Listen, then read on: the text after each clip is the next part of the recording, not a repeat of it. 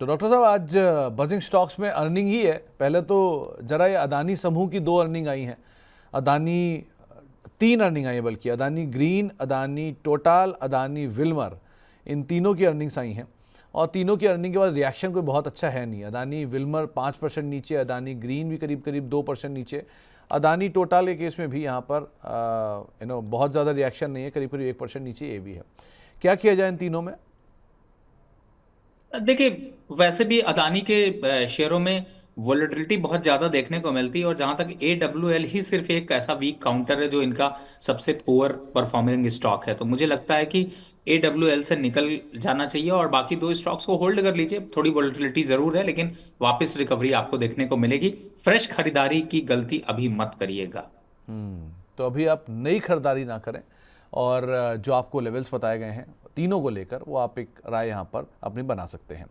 इसके अलावा डॉक्टर साहब कुछ और स्टॉक्स में एक ओबरॉय रियल्टी और देखिए, ओबरॉय रियल्टी के नंबर्स आए और नंबर्स के बाद ये स्टॉक थोड़ा सा आज इश्यूज़ यहाँ पर भी आते हुए दिखाई पड़ रहे हैं। जो नंबर्स हैं उसमें भी वीकनेस थी और स्टॉक भी 3-3.5% नीचे कामकाज कर रहा है।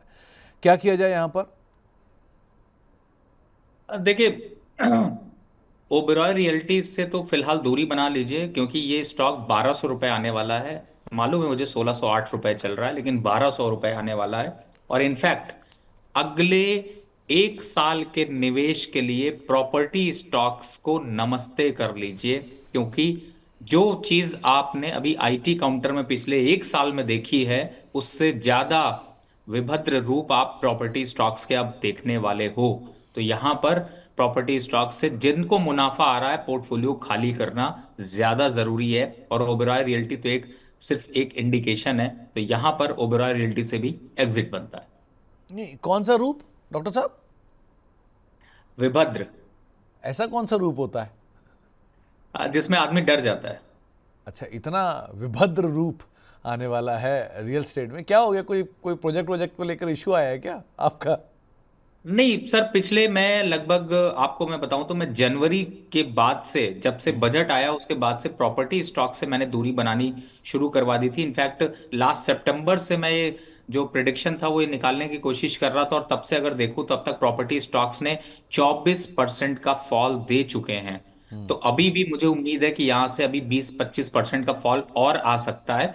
तो ये एनालिसिस है, मुझे ऐसा लगता है कि जो डेटा है, आंकड़े हैं, जो मार्केट की सिचुएशन है, जो कंडीशन है, वो शायद मेट आउट नहीं करती हुई नजर आएगी। और आपको जिस हिसाब से प्रॉपर्टी के रेट बढ़े हुए हैं, उनमें कहीं ना कहीं से अब ठहराव, रुकाव और थोड़ा गिरावट का रुझान, या फिर सेम इसी भाव पर अगर 3 साल तक, 2 साल तक खड़े रहते हैं, तो बात वही हुई कि वो गिरावट पे ही है। तो आपको राय ओबरॉय रियल्टी के संदर्भ में भी दी गई है, रियल स्टेट के संदर्भ में भी दी गई है। एक नाम और है डॉक्टर साहब, वो है PNB हाउसिंग। सरप्राइज नंबर आए हैं और नंबर्स के बाद रिएक्शन भी इसका अच्छा देखने को मिला, एक स्ट्रॉन्ग रिएक्शन आया है।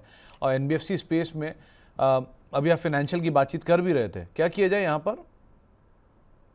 देखिए, PNB हाउसिंग या फिर पूरे फाइनेंशियल पैक को देखें तो अब तो थोड़ा अट्रैक्शन यहाँ पर जनरेट होगा वापस से। तो इसीलिए यहाँ पर अभी पोजीशन है तो होल्ड करके रखिए। 1030 चल रहा है और 1250 के लक्ष्य अचीव कर सकता है। तो PNB हाउसिंग बढ़िया नंबर्स और शायद यहाँ पर एक अच्छा रिएक्शन आता हुआ दिखाई पड़े। तो ये कई सारे स्टॉक, कई सारी खबरें, कई सारे ट्रिगर जिनके दम पर आपको इन पे नज़र रखनी होगी। तो बजिंग स्टॉक को फिलहाल ही समेटते हैं।